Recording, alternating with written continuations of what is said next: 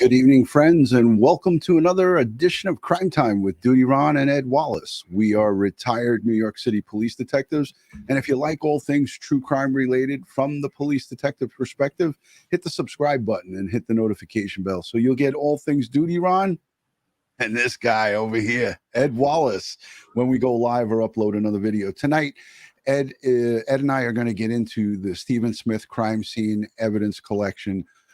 We're going to walk you guys through what should have probably happened in 2015 and right to current day of what's going on. But before we get into it, Ed and I would like to say thank you to the replay viewers, the Patreon supporters, the channel members, the moderators, and all of the folks who positively engage in this community. Yes, Ed is back. Let's unpack that says.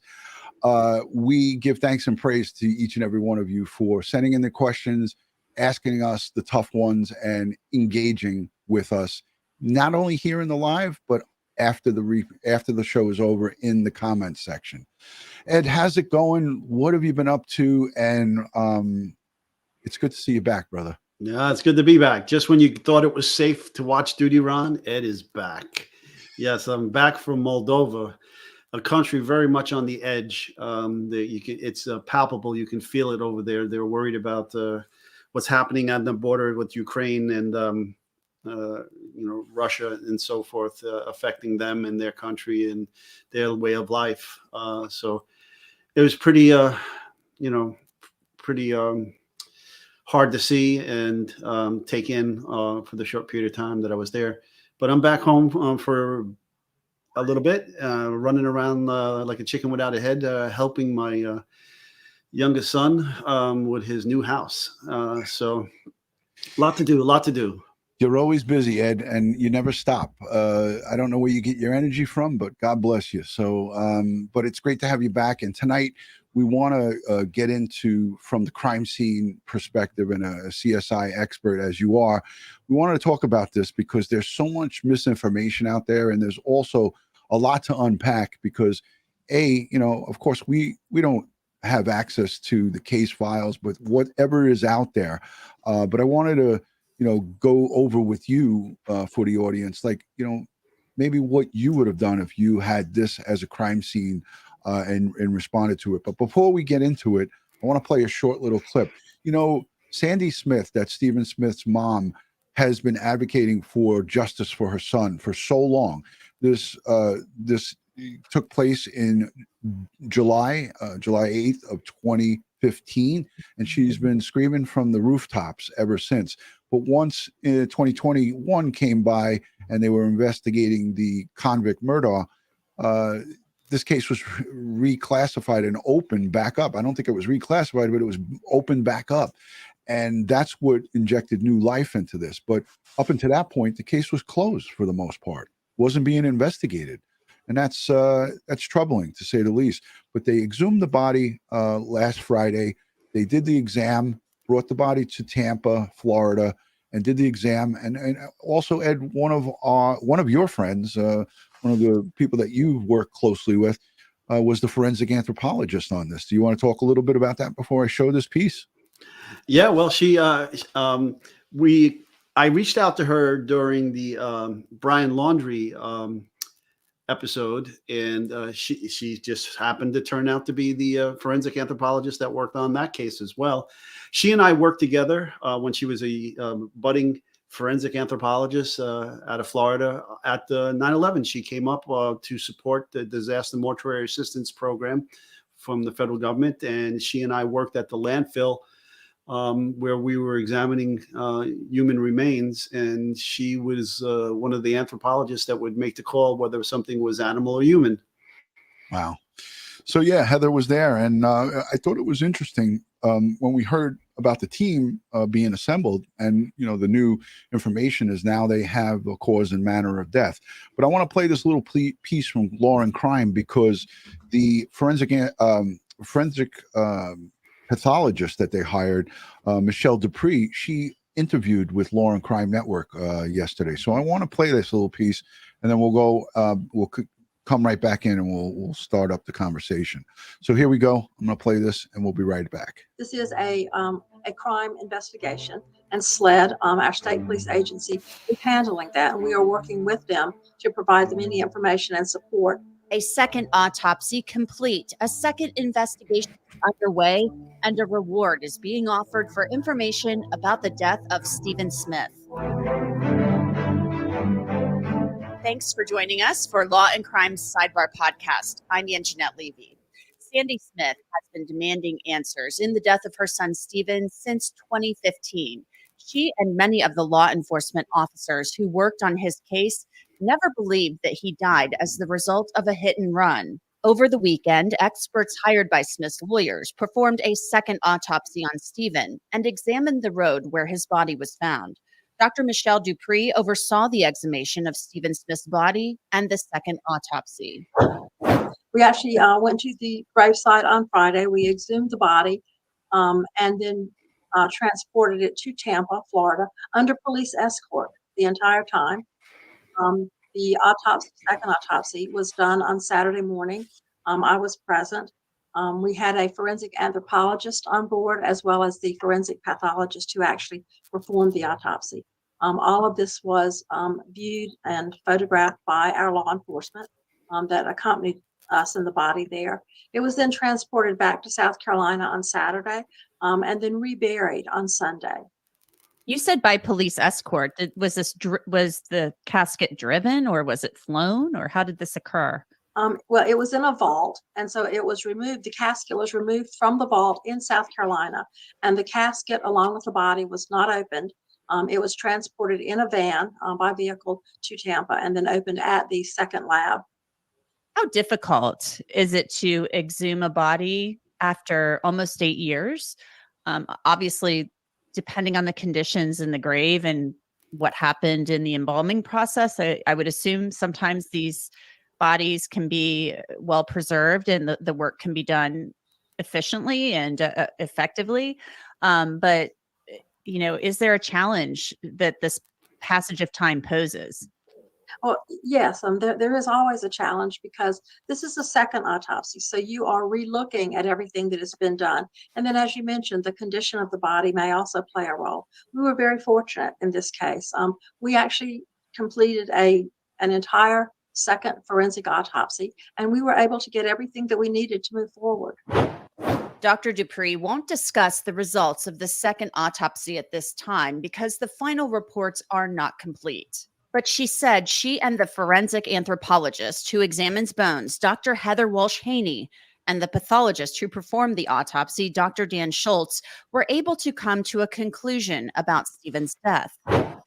Not knowing what condition we might find the body in, we wanted to make sure that we had all of our bases covered. And as you said, because this is,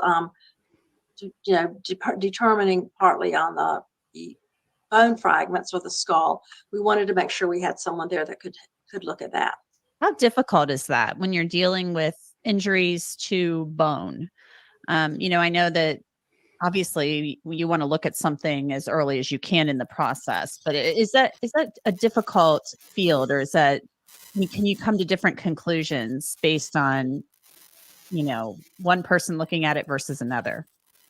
Well, you can always have differing opinions. However, again, we're very fortunate that bones last pretty much forever.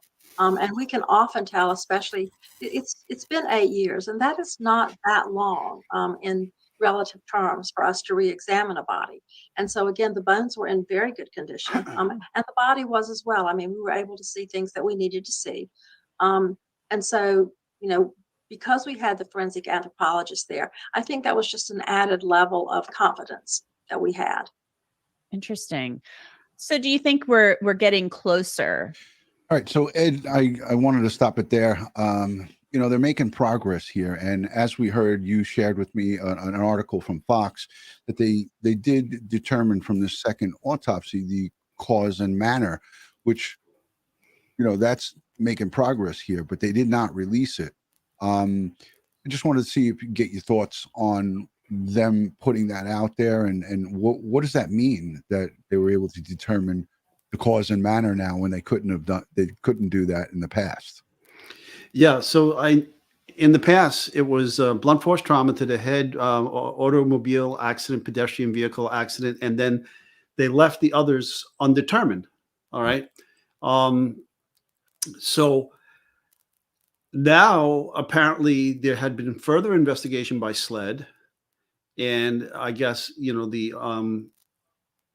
the pathologist that performed this recent autopsy has that information, which the first pathologist did not, because SLED wasn't involved in the investigation at that point. It was just Highway Patrol accident investigation and the local sheriff's office.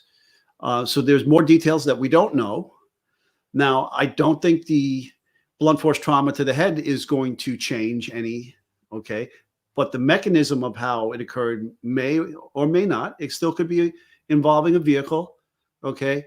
But I find it interesting that, we'll have a cause and manner where in the past we didn't. We only had half of that equation. Now we have both.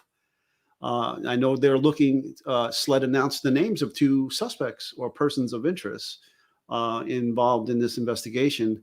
What exactly did these 2 individuals do, or how are they related to the case, has yet to been released. But, I still struggle with the whole pedestrian vehicle accident thing. Just not enough injuries to the body consistent with that.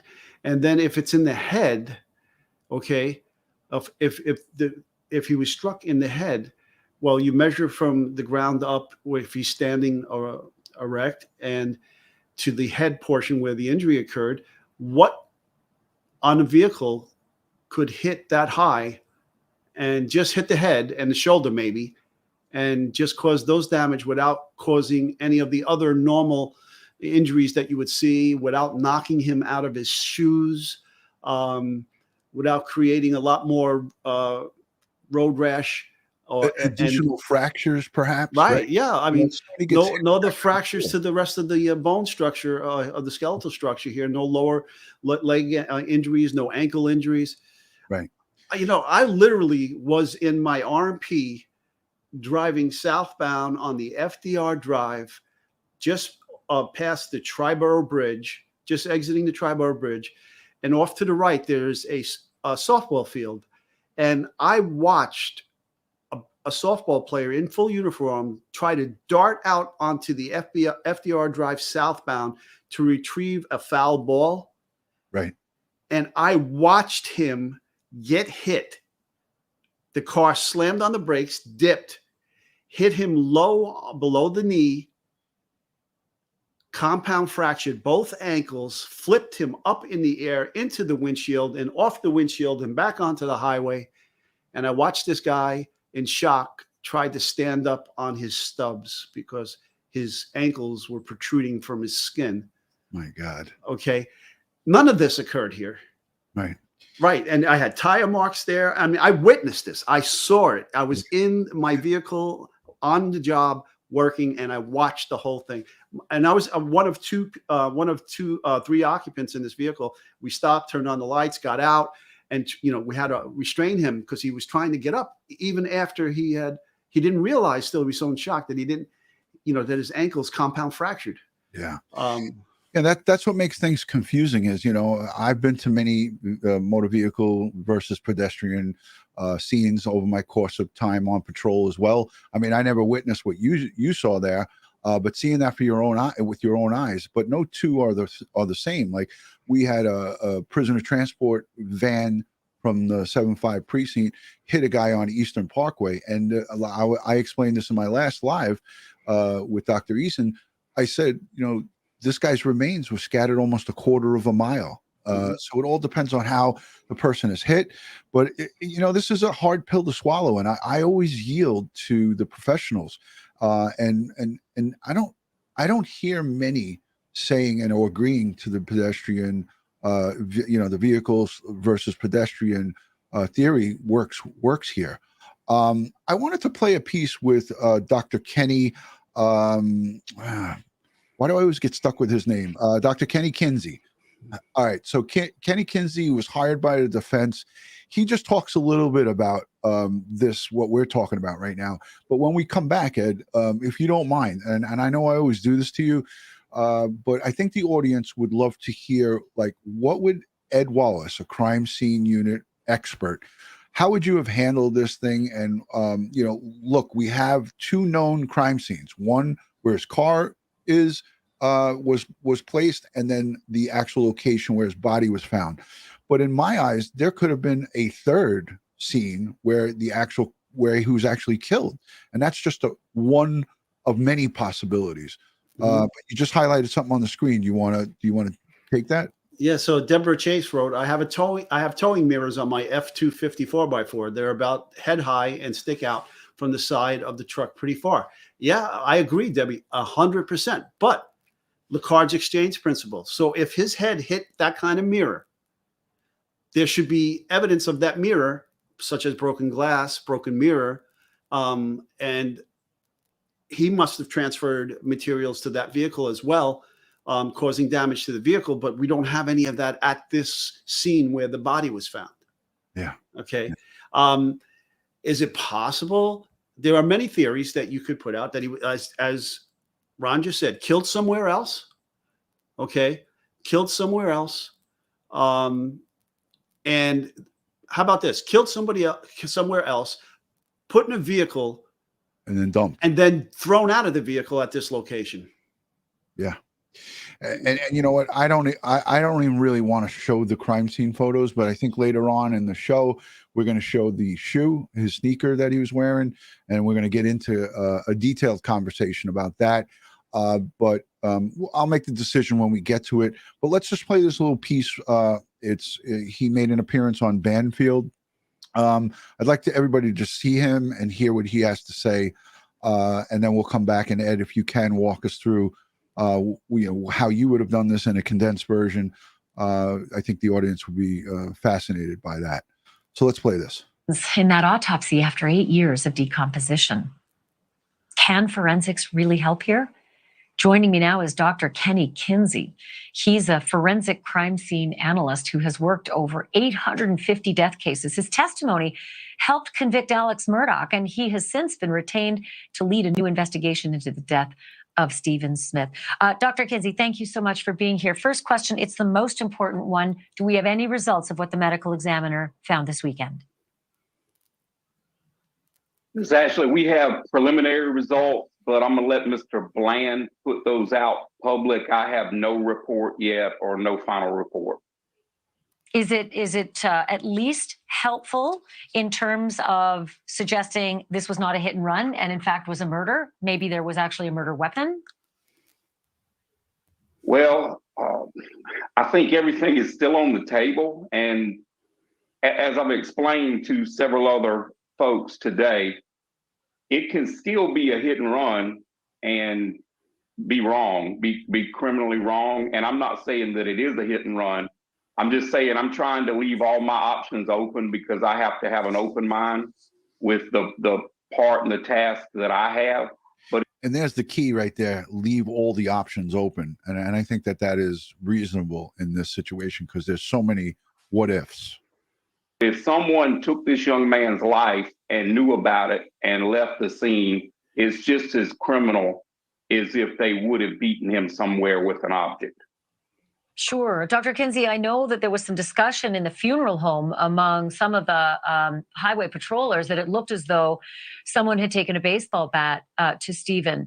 Did the medical examiner this weekend determine something different than the medical examiner determined 8 years ago? I wasn't given any difference in the blunt force trauma that Mr. Smith suffered.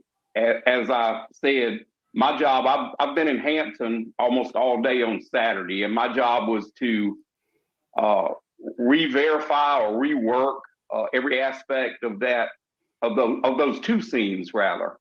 And it kept me pretty tied up. I had access to the information from the autopsy, but as I told Mr. Bland and Mr. Richter, the pathologist they have is very capable and documents very well. So I'll work off of whatever that pathologist collected at the autopsy. But my part was to verify. I was going to say, Miss Ashley. were there any surprises, Dr. Kinsey? Were there any surprises by that pathologist? As far as I know, no, ma'am. But like I said, the final report isn't here yet, and I'm expecting that final report would tell us a little bit more. I do know it was a success. They said they did collect evidence. It was very good documentation, and everybody was upbeat about the information that was collected. And that's not always the situation when you exhume someone after so many years. But they said they had everything. 8 years. 8 years. All right. I just wanted to play that to give a little bit of context and a little bit of background. But, Ed, I know that you've been following this closely. We listened to Dr. Michelle Dupre in another interview, and she was asked about the original forensic pathologist autopsy. And the words that Michelle used, Dr. Michelle Dupre, is that she did a fantastic job, the first forensic pathologist. Now, based on all of the chatter and all the people who were talking about this case, I was surprised by that. Ed, what was your thoughts and feelings? I know you saw that interview.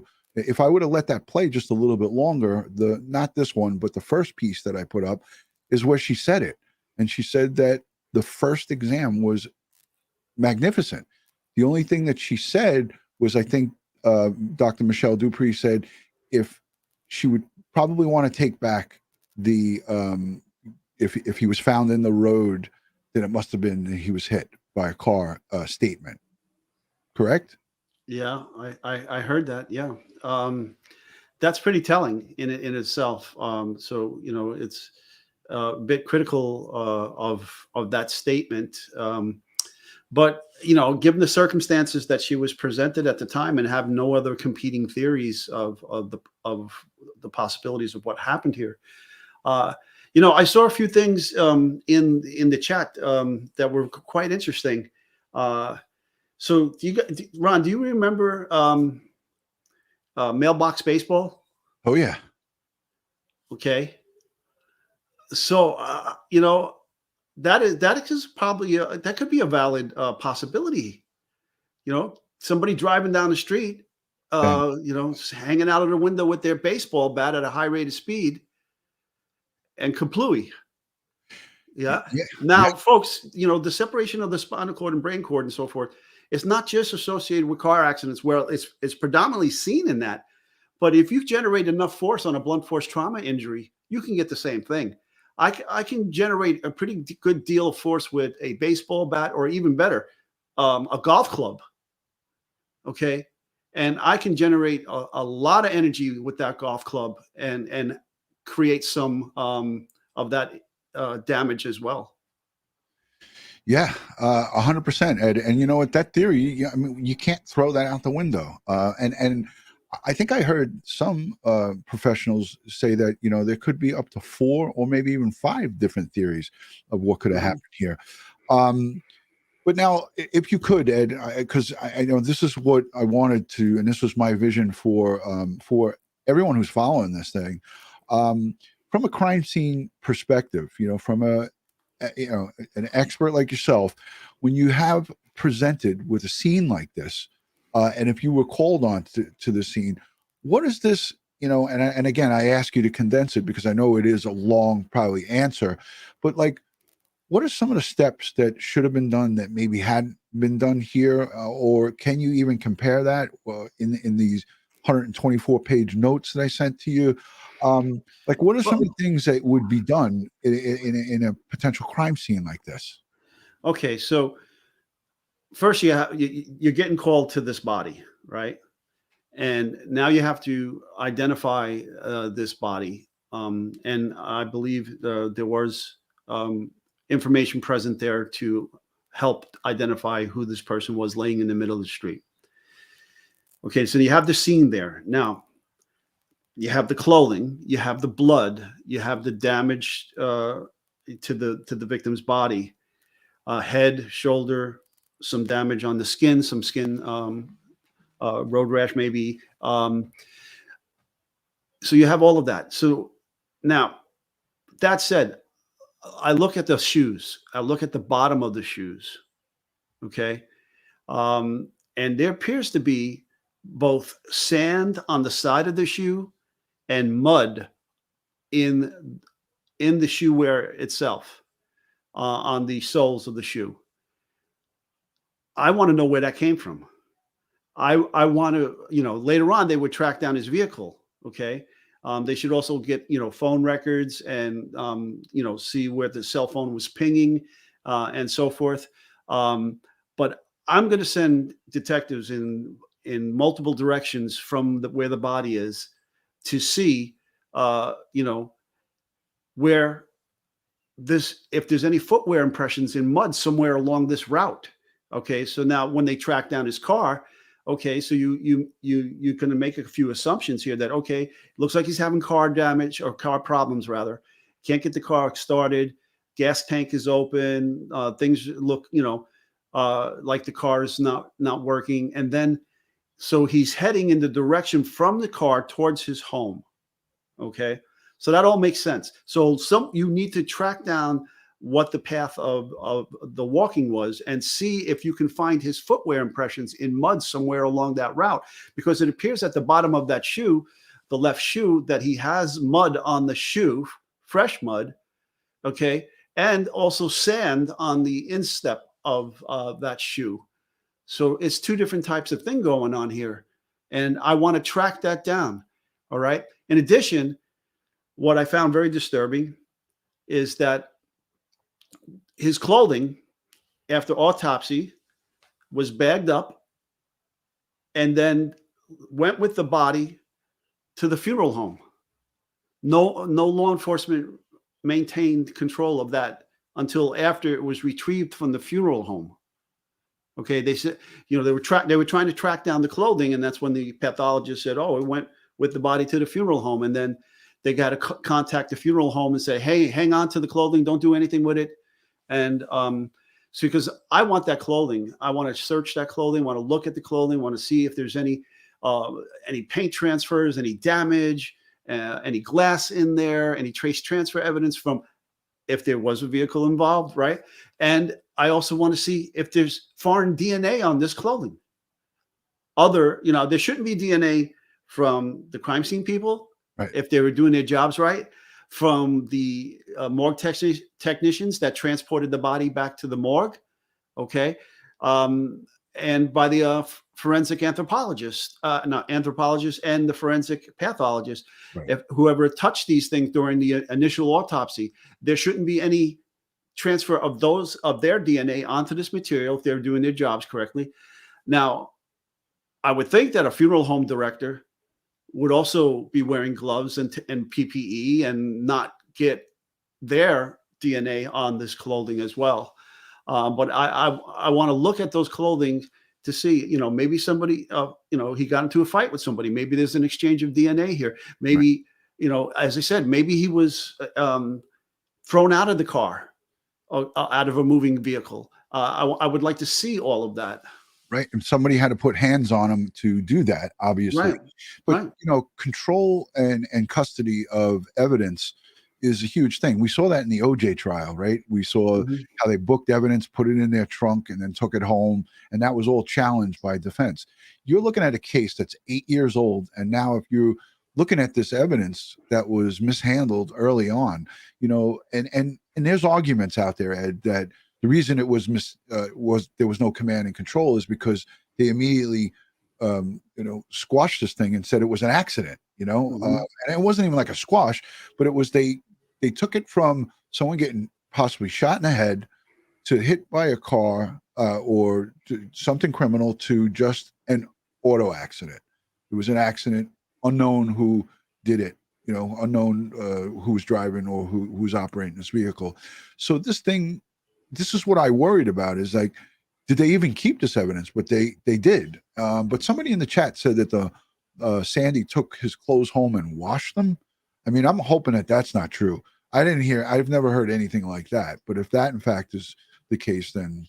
No, I was reading in the reports that they tracked down the clothes to the funeral home and sent a law enforcement representative over there to get it. Oh, goodness. Yeah. So troubling to say the least. But the shoes, his shoes, still on his feet, and that was another sticking point. Like you said before, you get hit with some extreme force, whether it was by a mirror or whatever the case may be. Your shoes, generally speaking, are not on your feet. But we heard other forensic pathologists and other professionals say that sometimes they're on, sometimes they're off. It's not like that in every case. But this whole thing with the evidence and how it was collected and how it was kept custody wise is disturbing. So I'll let you continue, Ed. I don't want to disrupt. Oh, like I said, full set of photographs, right? I'm searching that. Apparently, reading through the law enforcement documentation, there were multiple searches in multiple directions from the body. No other evidence was found. There was no yaw marks, rubber marks, tire marks, skid marks, anything showing a vehicle decelerating at the site where the body of the victim was. Now, you expect, though, if the body was found there and was hit by a car, okay. Now, again, if a car sees somebody in front of them and then slams on the brakes, the nose of the car is going to go down, okay.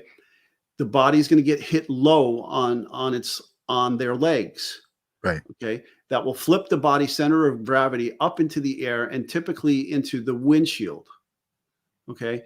Or where the windshield and the hood come together. And then because of the forward momentum of the vehicle coming to a rest, the body will be thrown forward. And there would be all kinds of damage to the body. Okay. You'd have blunt force trauma everywhere. Okay. And we don't have that here. Okay. So, and then, obviously where the body lands is not where it got hit. So you'd have to go back from the body to search the areas before you find the body and see if there's any of those indicators there. And now say nobody, a vehicle didn't decelerate, didn't hit the brakes, or it just maintained speed. Now the body gets hit higher by the vehicle. Okay. Causing typically what ends up happening there is the body, will go up in the air and go over the car. Right. And the car will pass underneath. Okay. And then there are sometimes, depending on the size of the vehicle, a truck, say, sometimes if there's no deceleration, and even if there is a deceleration, depending on the height of the truck, the body gets thrown forward in the direction of the travel of the vehicle. But you're going to have massive amount of blunt force trauma injuries. Okay. And we don't have any of that. The blood force trauma is predominantly to the head and shoulder area. Okay. Right. We have some superficial skin damage. Okay. Nothing traumatic. No other broken bones that I saw in the autopsy. Yeah. What would we be looking at if everything was done again? Like I said, you talk about photos, sketching, right. You do 3D laser scan of the whole scene, all your photographs, your standard forensic suite of photos, long range, medium range close-ups. You're looking for evidence. We didn't find any glass. We didn't find any plastic. We didn't find any vehicle damage parts that were left there at the scene. Okay. Again, Lacard's exchange principle. Even if he's standing or walking somehow in the middle of the highway on the dividing line and gets banged in the head by a side view mirror, there should be evidence of that mirror at the scene. Or something. Right. If it was substantial enough to create that kind of injury and separate his brainstem, okay, you're going to find there's going to be broken vehicle parts from that impact. Okay. Not just the paint chips. Right. All right. So I remember somebody was saying it was a blue Toyota, and I went to look at the blue Toyota, the year and make and model, and that was being reported on the internet. And I say, well, our victim is this height, and the height of that mirror is at this height. So what was the victim's bending down at the time this allegedly happened, and got sideswiped while he was bending down and hitting the head by the mirror as the vehicle was passing? There's a lot of twists and turns to make some of these theories work. So again, keeping it simple, using the KISS principle and using Occam's razor. Okay, typically the simplest of explanation tends to be the truth. No, there you have it. Again, we talk about a separated shoulder. He had that going on. I remember this from looking back and questioning, because like you said here, I said, well, there should be a broken rib, maybe a broken collarbone, but separated shoulder, some road rash on, I think it was his right arm. But yeah, when you look at the totality of this whole thing, I don't know that everybody could be wrong on this, but somebody's got to come up with the right answer. And I'm hoping that, they're banking on, look, there's a $35,000 reward now for someone to come forward. And that's from Sandy Smith and the extra money from the GoFundMe. But also, people, they could do a digital search of the cell towers in the area and see what cell phones were active in and around that area for, hours before and hours after. All right. So, they would have some idea of who was in the relative area of the body around and what times. Okay. Now, if there was a vehicle involved, what happened to the vehicle? I believe it would have sustained damage. To what degree? I can't tell. If the vehicle was in fact damaged, did it go to an auto body repair to get fixed, or did somebody take the car and abandon it someplace, or set it on fire, or what? Well, setting on fire, yeah, you can probably investigate and see if you have any arson of vehicles in the time frame shortly thereafter. There's still a lot of more digging that should have been done that apparently hadn't been done at the time because it was being treated as just an accident. Right. And I think that was one of the, obviously one of the biggest mistakes here, is that it was treated for so long as a, pedestrian struck by a vehicle, and the investigation just stopped up until 2021. So go from 2015 to 2021, it's a great deal of time for a lot of things to happen, for vehicles to disappear and get scrapped at a scrapyard. Again, I'm talking about if in fact it was a vehicle that did hit him, that was plenty of time, many years, for someone to get rid of this thing, bring it to a scrapyard. They'll take it in a second and say, yeah, all right, we'll scrap it. A little note about the exhumation and the autopsy, second autopsy. We had Dr. Murray Marks on. Okay, regardless of the body. Regardless of any possible decomposition to the body, the bones are the bones, and the bones are going to retain all of that information. It has a memory, as Dr. Murray Marks likes to say. Okay, and someone like Heather is going to find that information, and she's going to look at that closely and get a determination of the amount of force that was used, get a determination of the geometry of an instrument that may have caused the blunt force trauma. Okay. I don't know that the first autopsy had a forensic anthropologist of the caliber of Heather do any examination, the assistance of a forensic anthropologist. So Heather is a game changer here when it comes to the second autopsy. Yeah. Okay.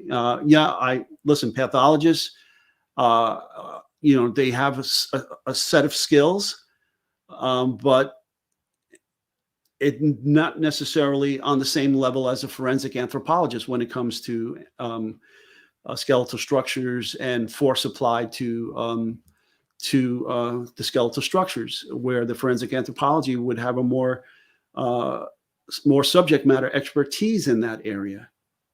Yeah, I agree, and I think Heather is, like you said, a game changer here.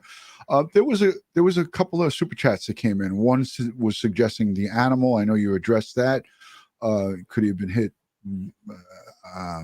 I wanted to go back to it because I want to get exactly what Robbie said. I highlighted it on the screen, but I think it's gone away now.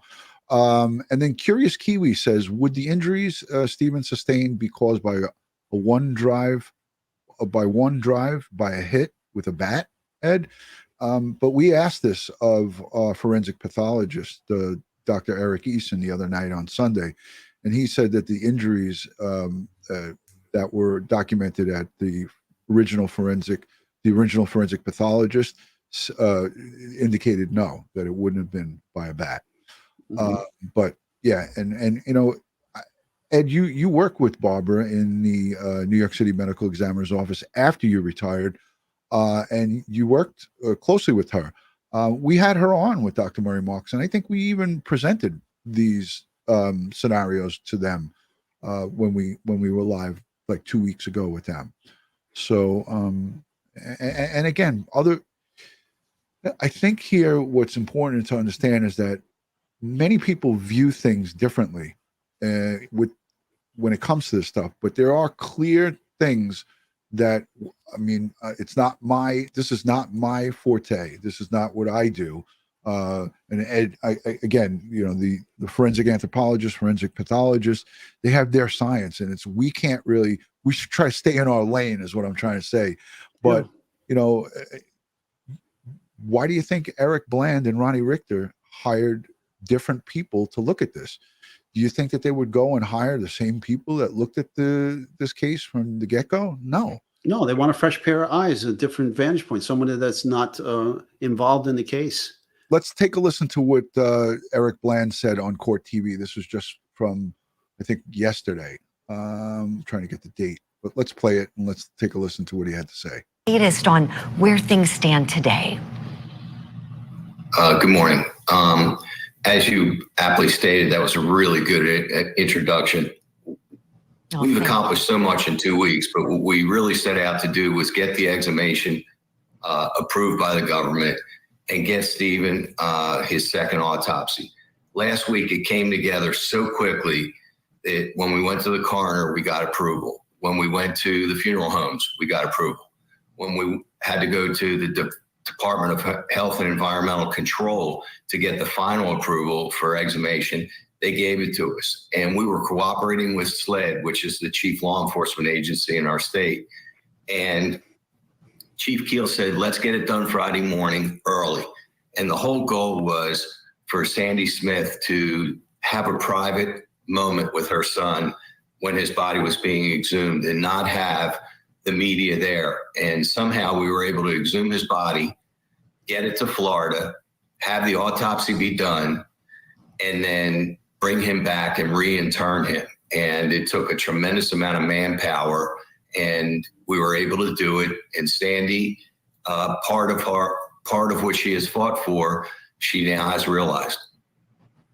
Isn't that the truth? Eric, I want to draw your attention to a picture that Sandy Smith shared with us. And while it breaks your heart, there's a look of peace almost, or something. When you look at her face, she's at her son's gravesite there, as you can see. And this is at the point where Stephen was returned to his final resting place. Would you talk to us about what was going on with her at that moment in time that this picture captures? You can imagine this is a woman that fought alone without any money for 8 years. Anybody who would put a microphone in front of her, she would speak to and tell the story of what had to be done to determine the true death of Stephen. And I think that picture you see right there is the culmination of not only SLED saying that they're going to devote the resources to investigating Stephen's death, but Chief Keel telling me that it's the state's position now that Stephen died of a homicide. And then her dream of no, she didn't want to disinter her son just to do it, but to get him peace, to get his body exhumed, and then an autopsy be done to confirm that there was no way he was hit with an automobile, and then put him back in the ground so he can go back to rest. I mean, it's an amazing culmination of events for her in 2 weeks, and that's what she fought so hard for. Isn't that the truth, Eric? She's been a tremendous advocate for her son for all those years, as you noted, and now, thankfully, she has professional advocates, you and your partner, Ronnie Richter, to help guide her through this. I want to ask you, please, about someone we noticed in the video. I have to credit my wonderful show line producer, Madison Allman, who has worked on Vinnie Politan's show previously. And she said, wait a second, I see someone I recognize in that video, Dr. Michelle Dupre. And there was that little clip of the doctor, as you know, Eric, in the introduction to this segment. What a tremendous person to be involved with this. Can you tell us what exactly her role is, please, Eric?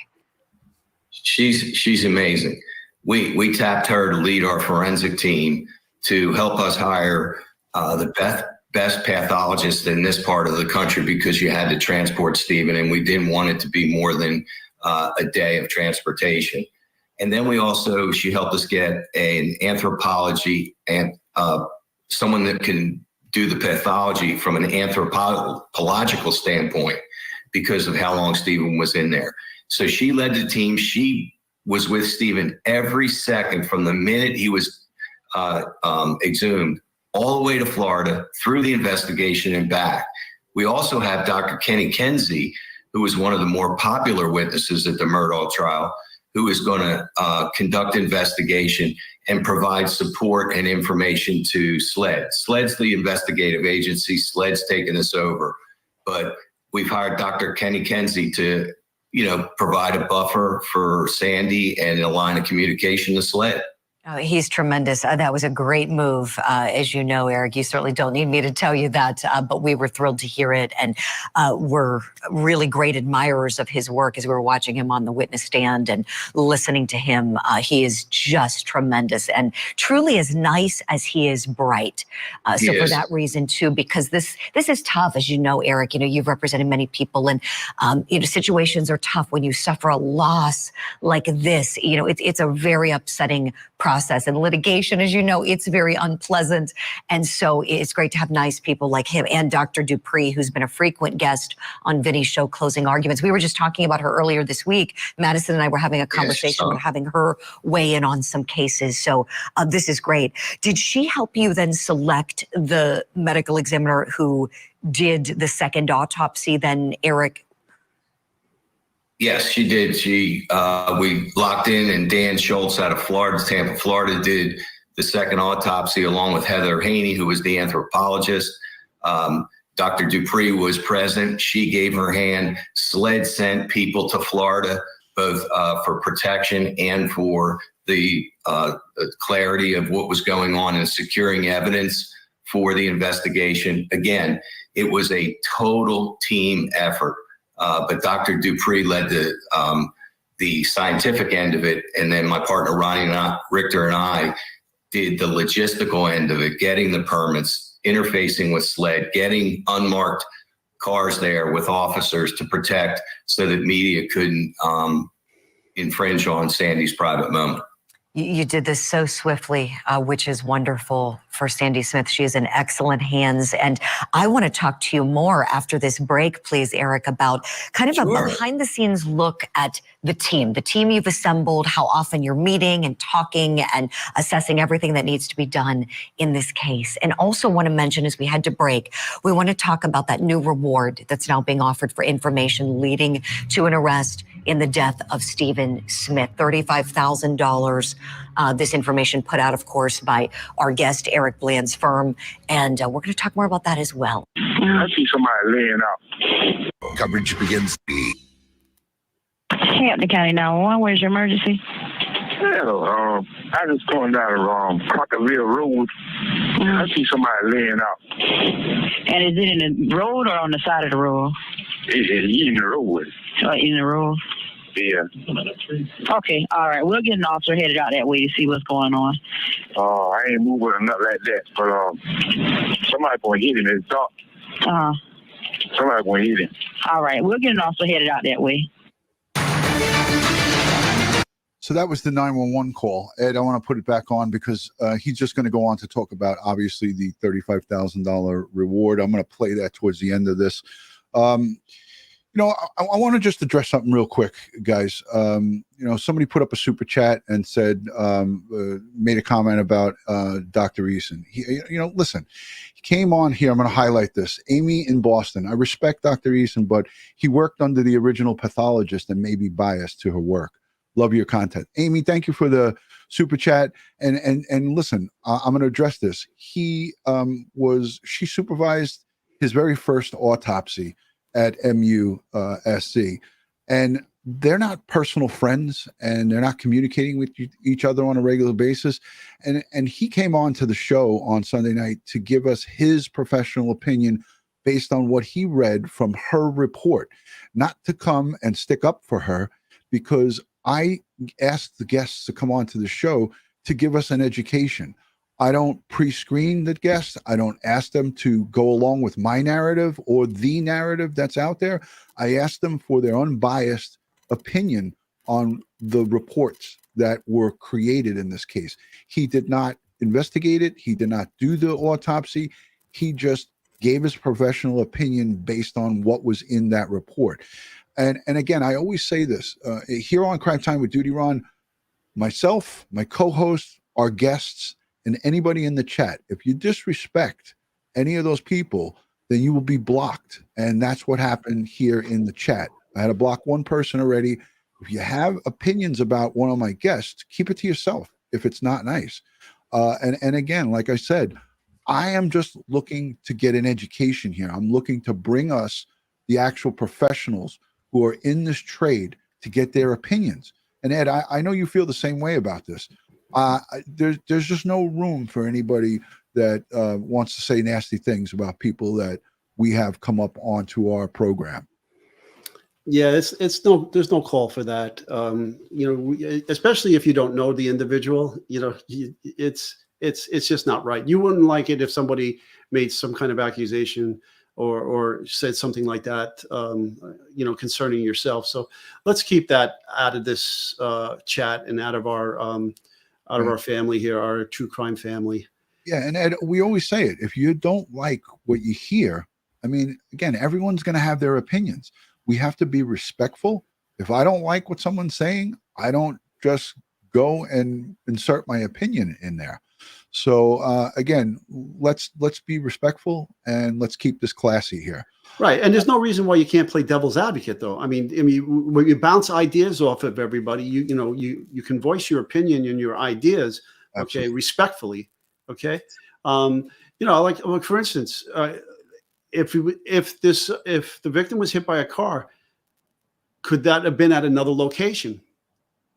Okay, and then you'll have more evidence of that impact at that location. But then they pick up the victim, throw them in the victim in the car, and try to rush him to the hospital, and then realize the victim is dead, and then toss the victim out of the car.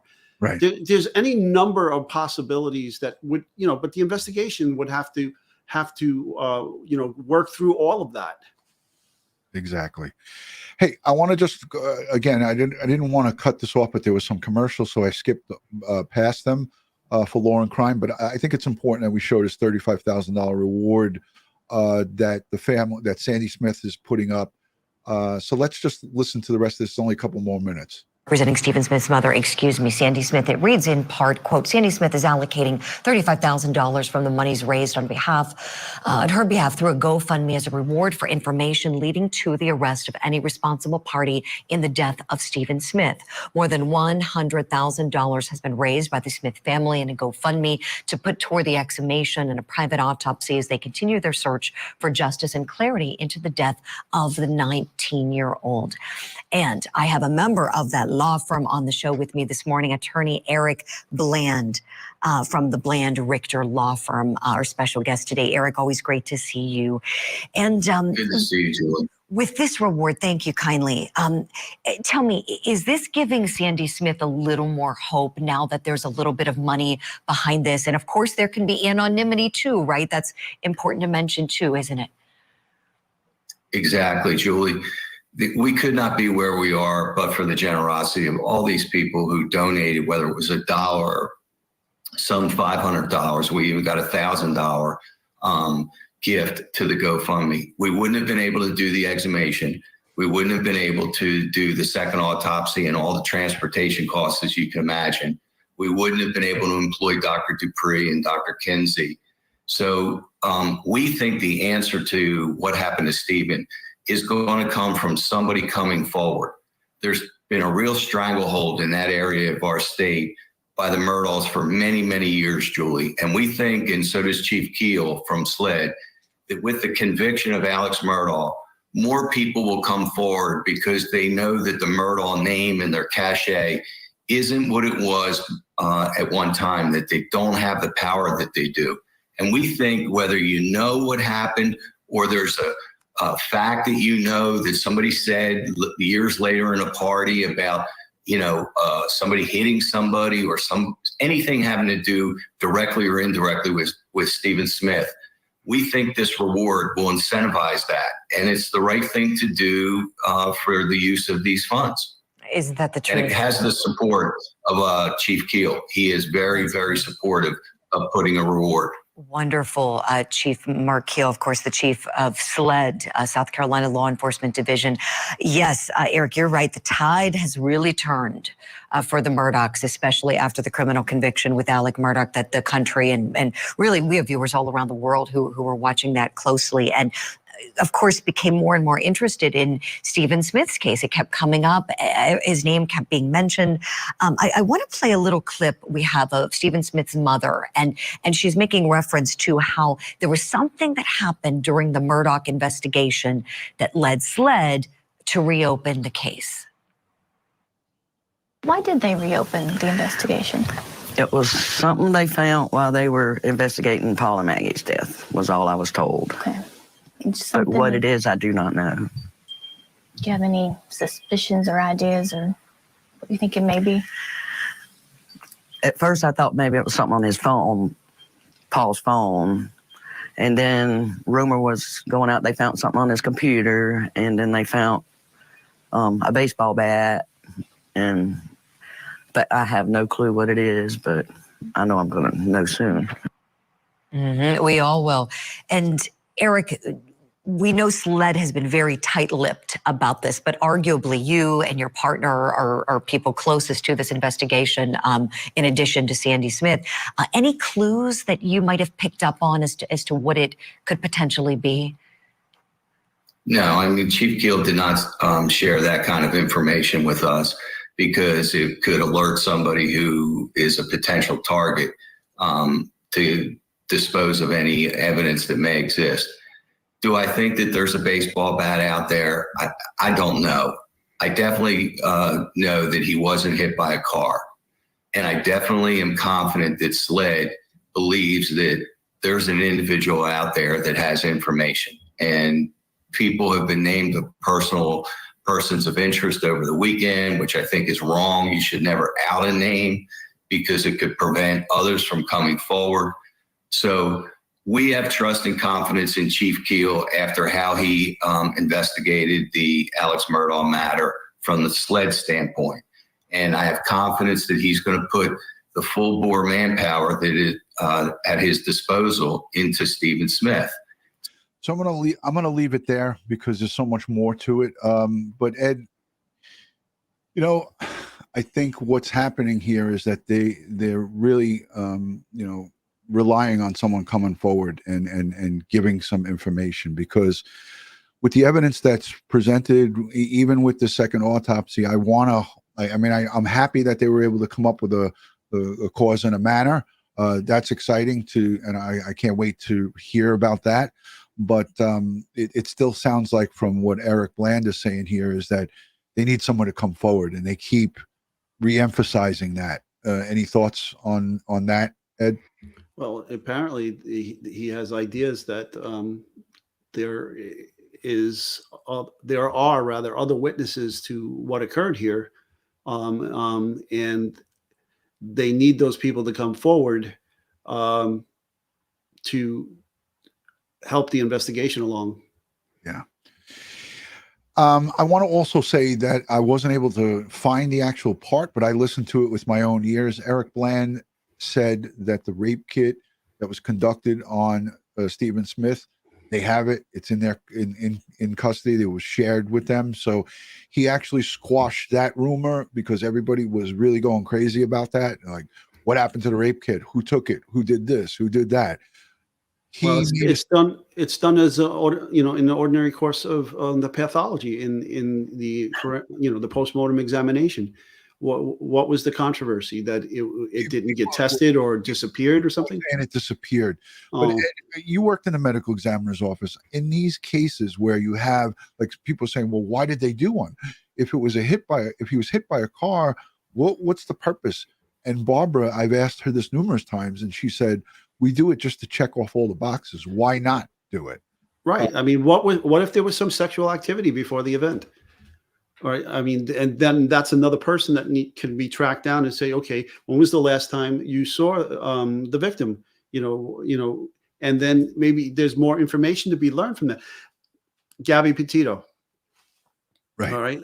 And other bodies, that we our victim from Florida, who's still we don't have a Christine Engelhart. Yeah. Right. I mean, the sex kits were done, there as well. You would want that kind of thing done.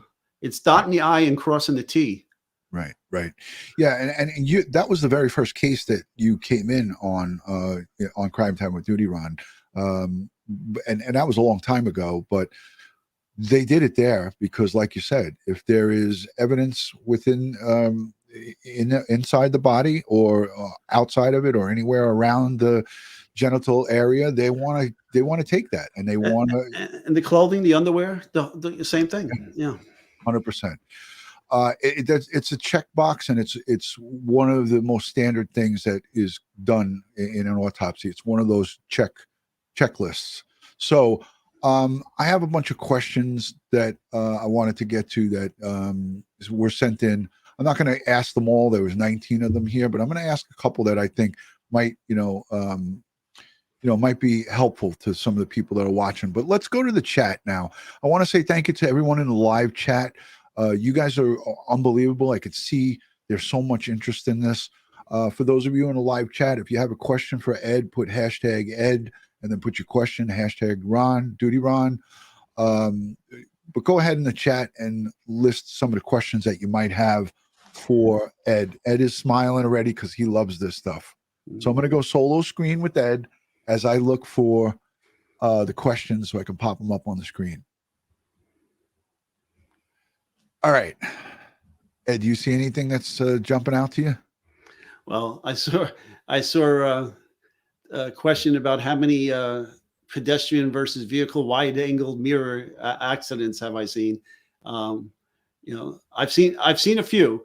We had a high-profile, not many though, just a couple. But we had a high-profile case here in Manhattan where a television news reporter, an anchor woman, actually was crossing the street and got hit by one of those mirrors, and she was put into a coma for quite some time.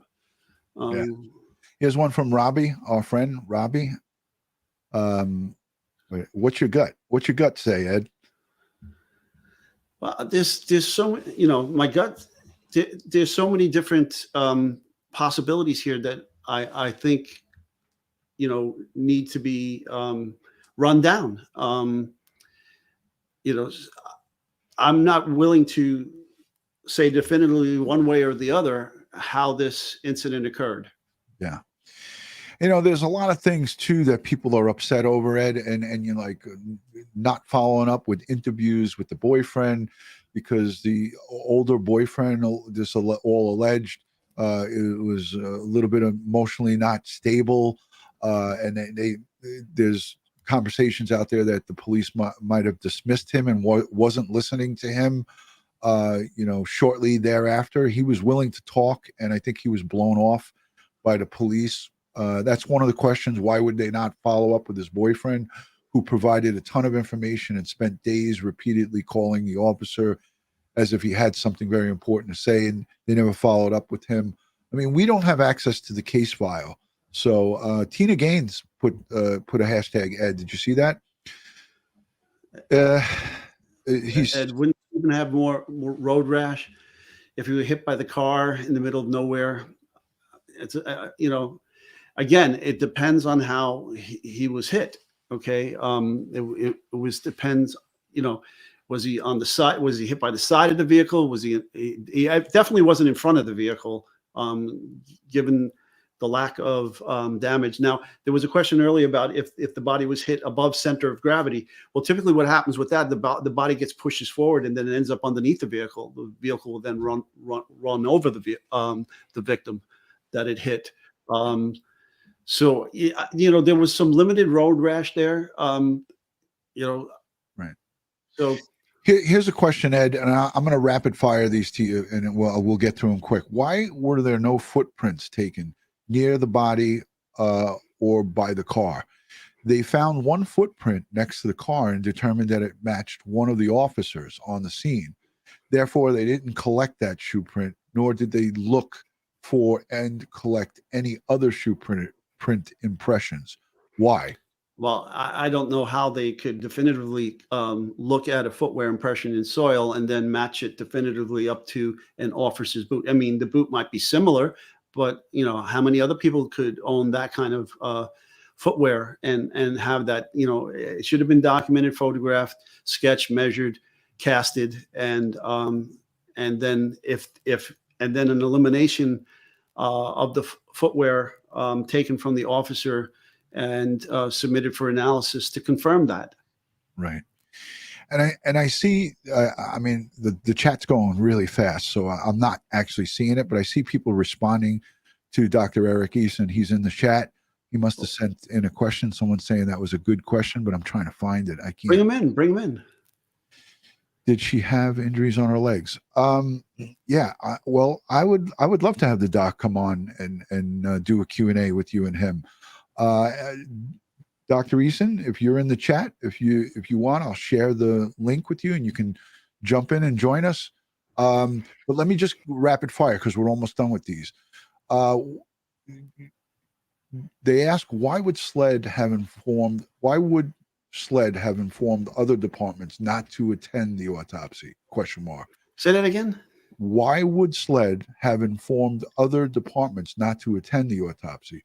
Wouldn't you want a witness from each department that touched the scene so that you could proceed accordingly after finding? Usually we just do the first officer on the scene and the lead detective. There's no need to have a bunch of people at the autopsy. Right. I'm wrong, Ed, but I know this. Yeah. The first officer on the scene, whoever took the call, whoever arrived, as we say, 84, first on scene, and then the lead detective. Those are the only two that should be at the autopsy. Ed, do you want to expand on that? No, it should be the jurisdiction in charge of the investigation. It's just the lead investigator for that jurisdiction. There's no need to have an audience of dozens in the room. Right. All right, let me just check my phone to see. I got a bunch of texts. Oh, Twyla. All right, let me share the link with him just in case. Ed, I'm going to put you full screen. Take charge. What am I taking charge of? Look at the chat. Why? Okay, here's one. Let me see. Ed, why would you kill someone in the? Hold on. Let me bring it up. Why would you kill someone in the head that bleeds the most, then put them in your vehicle to dump the body? Well, what if initially they didn't realize that they had killed this individual and they thought, they hit them and they put them in the car and rush them to the hospital? And I mean, how many civilians know that something like this could cause instant death or something to that effect? How many are going to be able to make the determination that the person is not a viable, victim that can be saved? So, who knows, you know, if it was somebody that, if it was a vehicle and they were DWI, and, you know, who knows what people think in panic situations. Not everybody acts the same way under these kind of stresses. There you go. DutyRon, here's one from Don Hagerman. Thank you, Don. DutyRon, I doubt if there was 3D done at the first time, but do you think that they could have done it the second time, knowing the exact location? But what sense would the second time do, like now with this new investigation? Because he's making a point, Ed, that Dr. Kenny Kinsey went out to the scene and was doing measuring and so forth. But what would 3D laser scanning be help? How would that be helpful, Ed, in a second time around? Like, well, yeah. I mean, you're going to get more details of the topography of the road. You're going to understand where the road peaks and how, you know, what the angles of the road are and which directions. You can see which way the blood is flowing here. Okay. And so that should tell you a little something about how the street is angled in which direction, and gravity and blood will flow and seek its low points and so forth. There's more information that can be learned there. It's also, you know, exact distance between the vehicle, where his vehicle was abandoned and where he was. And I mean, there's no harm in doing it. Okay. So I don't have any issues with, you know, the team coming in way after the fact and then doing some scans and trying to see what's there. Ed, would there have been blood spatter on his shirt? This is your best friend, Ed. Yeah, yeah. Stop that. Ed, would there be blood spatter on his shirt? Spatter, not splatter, on his shirt had he been standing while hit and suffered that injury to his head? Now, typically, the first injury causes the bleeding, not the spatter. It's the second impact into a bleeding wound that typically causes the spatter. Okay. So there we go. Now, okay, go ahead. Go ahead. There is a caveat, right? You know, a gunshot wound. Okay. A perforating, a penetrating gunshot wound.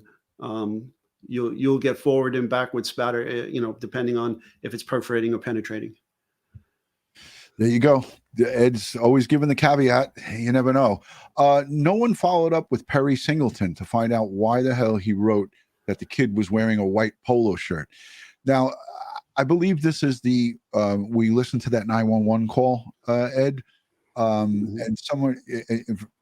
This is a passerby who saw, and correct me if I'm wrong, Saluti, but Perry Singleton made a statement that he was wearing a white polo shirt. Was he wearing a white polo shirt? Was it removed? ? How badly was the chain of custody broken when the clothes sat in a paper bag unattended for many hours? Again, there's another question. Why is there no mention of in the notes that the fact that there was one door handle missing from the car and it's the driver's door? It's the driver's door. The handle, the actual handle to open up the car was missing. The door. These are all concerning things because, as you will say, Ed, at a crime scene, everything goes. And when you have a vehicle, those retain a lot of evidence. You know, you talk, about, the cabin air filter underneath the seats, on the doorknobs, on the door handles and so forth. Seatbelts, the whole 9 yards. You know, I mean, look what they did in the case from Idaho. I mean, they did a very thorough job on the interior of the vehicle, the Hyundai. But Sluthi, to get to your question, yes, there will be blood there on the shirt, but it's not typically going to be spatter. I mean, once you have a wound like this, and you can see the amount of blood that is present, I would expect to see some type of blood on some clothing, and I did see some, but I don't know. Some appeared to be transfer, like on the shorts. It appeared to be a transfer type stain, but I would need to look at the clothing more closely. Dr. Easton is in the chat still. Thank you, Doc, for being here. A white shirt is not mentioned in the autopsy report. That's a fact. Mm-hmm. So Sluthy's confirming, yes, Singleton, he was the only one who said that he had a white shirt. This is, again, like I said, from witness statements from somebody, who called 911. Boo Sheet sends in $100 super chat. Thank you for the $100 super chat. Sand on shoes and sand in the back passenger floorboard. Woo. Let me go find that super chat. How the hell did I miss that one? Here it is. Wow, that's big, Ed. Sand on his shoes. That was what we looked at on the side. On the inside of the shoe, yeah. What was the brand of that shoe, Ed? Yves Saint Laurent. There you go. But sand on the side of the shoe, and Sandy Boo sheet saying sand on shoe and sand in the back passenger floorboard. I didn't see anywhere in the notes about sand collected. Sandy, can you elaborate on that? Like, where is that sourcing information coming from? Right. But you look at the shoe, you can see there's fresh mud on the bottom of the sole. I'm going to get it. I'm going to get it up right now. Your full screen, Ed, by the way, because I got to search for it. Take it away, Ed. Okay. What did I sing wrong, Sleuthie? Who slung what wrong? She wanted you to sing. Don't start, though. No. We'll sing towards the end. Yeah. We're almost done. Ed, you're not in a singing mood anyways right now. No, I'm tired. And besides, I'm thinking more Dean Martin tonight than Frank Sinatra. There you go. And Sleuthie just wants you to sing to her because her power is out and she's hot and sweaty right now. And how does my singing help that? It makes her happy. She likes it. If it makes me happy. Yeah. Oh boy. All right. Here's the picture of the shoes. Let's get that up. So this is the sand that we were pointing out before we went live. Ed, you and I were analyzing the shoes, and you could see it even on the front of the shoes here. Right, and that mud. And this looks to be like, semi-wet mud, and then the rest of the shoe is dry, but it has all mud in the grooves in this white area here. I don't know if you guys can see my cursor. Let me make this full screen.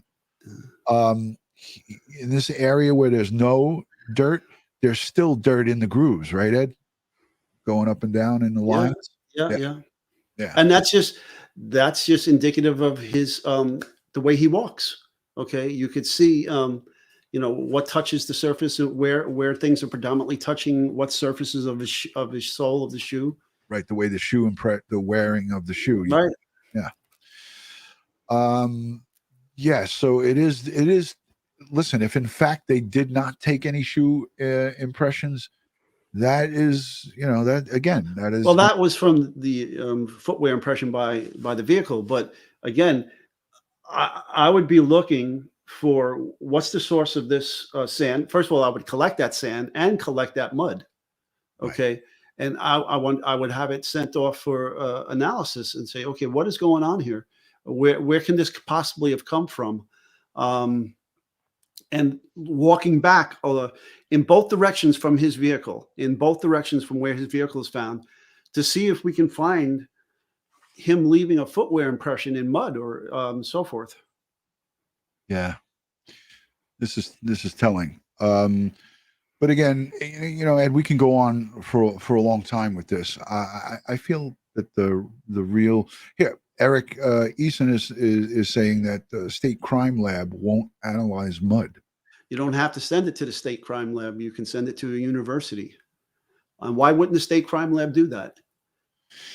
Maybe in South Carolina things are done differently, Ed. I mean, he lives in that state, so I think he could be pretty well versed in that. But yeah, I mean, if the state crime lab doesn't do it, there's plenty of other labs within South Carolina where they can get it done. Schmitty, thank you so much for your support. What's up with the skin discolorations on his leg? Imperfections / reflections? Yeah, I think it's from the photo, Schmitty. It's kind of like a blue light kind of looking. I know what you're saying here. Across the front of the shoe, you see it's dark up in the front, and then it's like purplish here. That light extends up at the front here with this patella bone. I think that's what it is, going straight up the front of your leg. It looks like a purplish hue, Ed. Mm-hmm. Are you looking at the photo on your phone? Yeah, that's a flash. That's probably caused by, there could be emergency lights flashing on vehicles nearby as well. And right. you're just catching some of that. I'm just looking up another. Somebody said the shoes were wet. Maybe that is wetness in the front, that dark spot there. That could be. That could be. Thank you. Who was that in the chat? I'm going to highlight it. Peggy. Thank you, Peggy, for that. Anybody else have any questions before we wrap it up? Because Ed is doing research right now. He's searching for stuff. Hey, I want to just take a minute while Ed's searching. I'm gonna go full screen with myself. I want to say thank you to the replay viewers, the super chatters, the folks who subscribe and become members. You guys are great, and I appreciate you. Ed and I appreciate you tremendously. The replay viewers and the folks who leave comments down below, I encourage you to question us, send questions, question some of the things that we speak about. Give us your side of how you feel and your opinions, because your thoughts and opinions are valuable to Ed Wallace and myself and the various guests that we have on. The conversation can continue after the live is over in the comments section down below. But just remember, if you have a comment, make sure you keep it, keep it to what we're speaking about, obviously, and also keep it respectful. That's all I ask. Those are a couple things that we ask. Kitty Vander von Hansen says, Ed, ? Why were the Murdochs at the crime scene that night? Why was convict Murdoch family members? I don't know. I'm not psychic and I can't get into their minds, but I understand they may live nearby. And they might have been looking to get some business. I don't buy that. Hold on a second. I can say, oh, hell no. Ron, can you bring the shoes back up? Of course. Here they are. Okay. Because some people were saying these were vans, but isn't that the look on the bottom there, and then on the right shoe? Hold on. Oh, this one. Yeah. Okay. Right. Isn't that the YSL symbol? I'm not sure. It looks like it. I mean, I'm not an expert in these shoes, so. Listen here, Michelle is saying it looks like Vans, but you pulled up an image before we went live, and I thought that matched up to that image. Yeah, I pulled up the logo for for YSL, and let's not get caught up on it. Okay, so Vans, they're Vans. That's fine. It doesn't really make a difference. But some people saying it's not Vans. I don't think we should get caught up in it. Michelle Enriquez says, yes, you're right, Ed. Not Vans. I don't think that's a Vans logo. I'm going to put it back up again. Not that I wear a YSL. Can't afford it. But yeah. What do you guys think? This image right here. Anyways, I think we're getting caught up on the wrong things here. Yeah. Getting into the weeds. Right. Exactly. Ed, final thoughts from a crime scene unit expert, CSI expert. What could this new team uncover forensically? We can't talk about the anthropologist and so forth because they will put that out on their own. But I'm saying, what is Dr. Kenny Kinsey? What can he do that could help this investigation from a crime scene standpoint, Ed? Well, he's going to look at everything that was done. Maybe he's going to see some lab work that wasn't done that should have been done, and maybe they can have it done. For instance, the blue chip, was that in fact all worked up to the fullest extent possible in the forensic lab? Could we take the clothes and look at them under a stereo microscope, looking for anything else that might be present? Were the clothes examined for the presence of foreign DNA? If not, why not? And if not, let's get it done.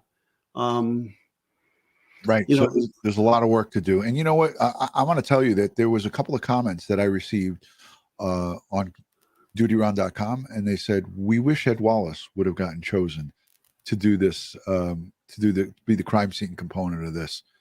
Let me ask you something. If somebody like Eric Bland reached out to you, would you take on an assignment like this?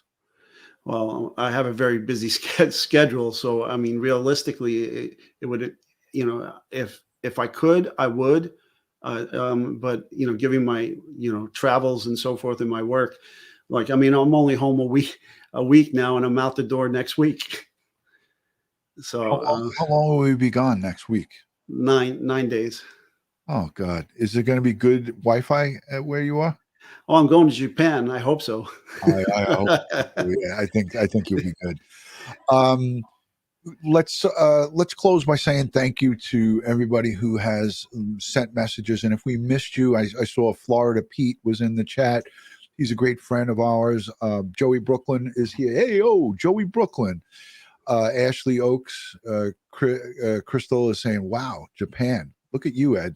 He's a world traveler. This guy, the only thing that he did that we weren't able to do in his last location, we weren't able to go live because the internet was so bad, right? Oh, it was so bad. Besides, there's a lot of things happening with the internet in that region. So, things are being done purposely. Let's just put it that way.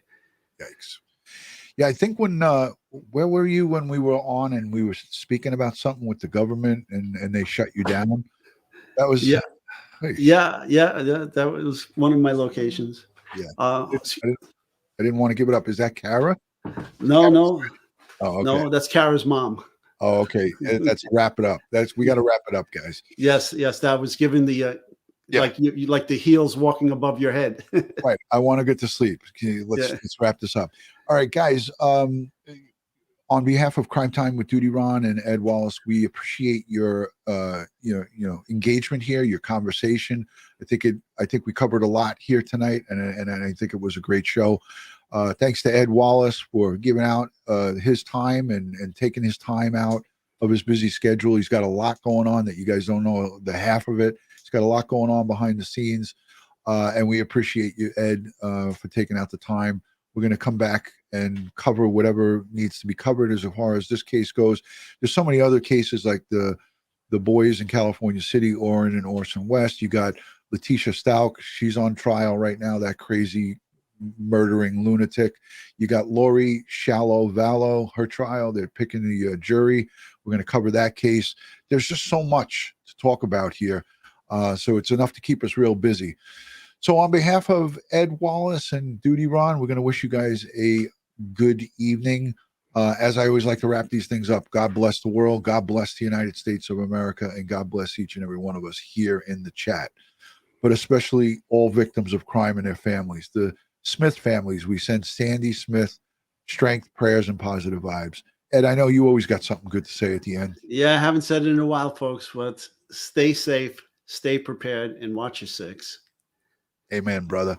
All right, stand by for a message from our security detail, Kara, Oscar, and Popeye. Good night, guys. Take care.